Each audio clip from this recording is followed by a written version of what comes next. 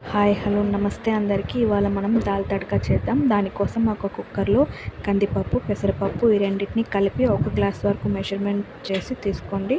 అందులో onion, tomato, పసుపు, ఉప్పు అలాగే వెల్లుల్లి వేసి 5 విజిల్ వచ్చేంత వరకు ఉడికించుకోవాలి. ఆ తర్వాత దాన్ని మెత్తగా స్మాష్ చేసి పక్కన పెట్టుకోవాలి.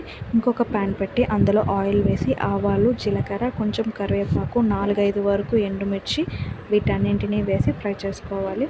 అవి లైట్గా ఫ్రై అయిన తర్వాత మనం ముందుగా రెడీ చేసి పెట్టుకున్న పప్పు కూడా వేసి ఒకసారి మిక్స్ చేసుకోవాలి.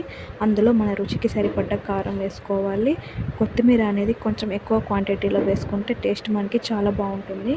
అది రెడీ అయినాక లాస్ట్లో మనం కసూరి మేతి కొంచెం స్మాష్ చేసి యాడ్ చేసుకున్నామంటే టేస్ట్ అనేది చాలా బాగుంటుంది. ఇది రోటీలోకి, బటర్ నాన్కి చాలా బాగుంటుంది. వీడియో మీకు నచ్చినట్లయితే లైక్ చేయండి, షేర్ చేయండి, సబ్స్క్రైబ్ చేయండి.